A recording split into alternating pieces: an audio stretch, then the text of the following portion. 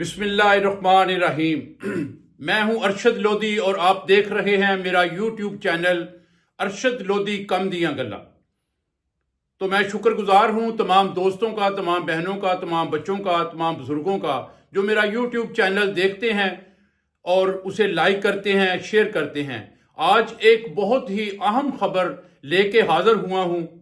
आजकल एक चर्चा है शादी का जो हर किसी की जुबान पे आम है। वो शादी है नीलम मुनीर की। ये नीलम मुनीर जो है हमारी बहुत ही खूबरू अदाकारा हैं और सोशल मीडिया पे आजकल इसका बहुत चर्चा है।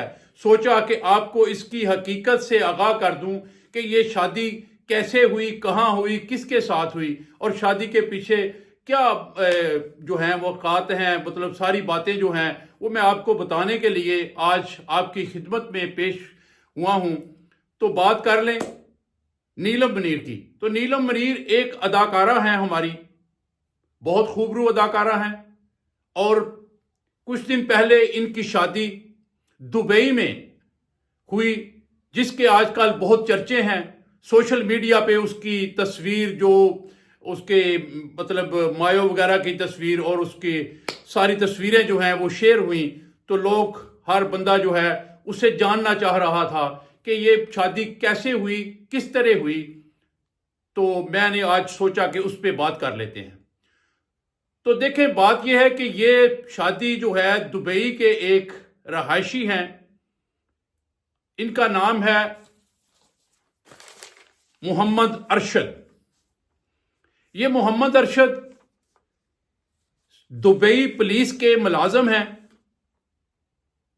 और जैसे हमारी CIA है इस तरह उनकी भी एक CIA है, उसके ये डिपार्टमेंट के ऑफिसर हैं और उनके साथ नीलम मुनीर की शादी जो है वो अंजाम पाई। शादी कैसे हुई?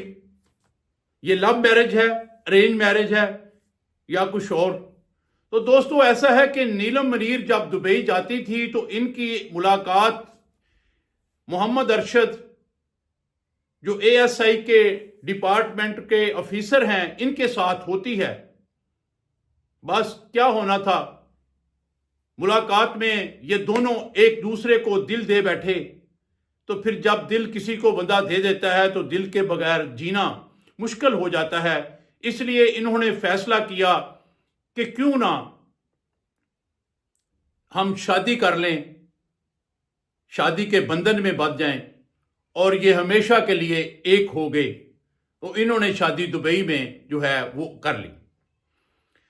अब आप सोचेंगे कि दुबई में शादी करना और दुबई के रहायशी से शादी करने से जो नीलम मुनीर हैं इनको क्या फायदा होगा?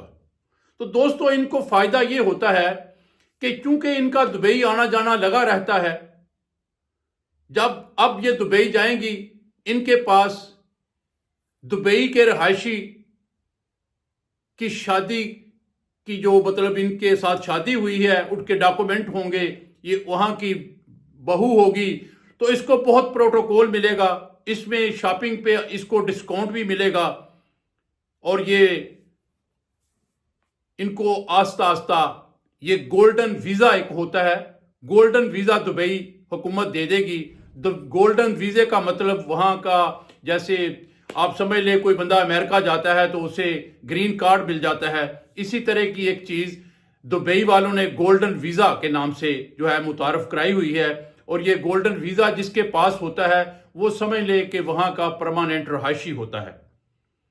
आज नहीं तो कल जब इनको अल्लाह ताला साहब औलाद करेगा तो वो बेटा, जो बच्चा जो पैदा होगा या बच्ची पैदा होगी, वो तो दुबई की प्रॉपर जो रहायशी होगी, वहां की जो हुकूमत है वो उसे अपना जो मतलब जो तस्लीम करेंगे कि ये हमारा अपना फर्द है।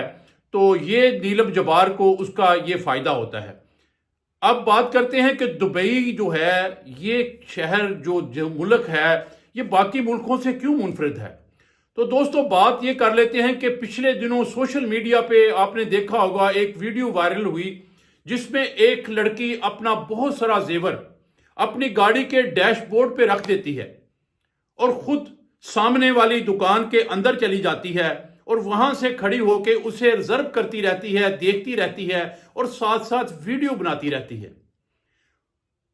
2-3 گھنٹے اس نے وہ سارا زیور وہ گاڑی کے بونٹ پہ پڑا رہا جو سب کو نظر آ رہا تھا، اس کی تصویریں بناتی رہی، اس پہ ویڈیو بناتی رہی۔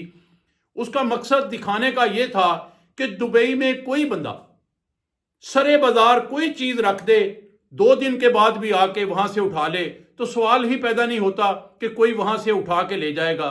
یہ دبئی کی حکومت کا بہت بڑا کارنامہ ہے۔ کوئی بندہ چوری کرنے کی ہمت نہیں کرتا۔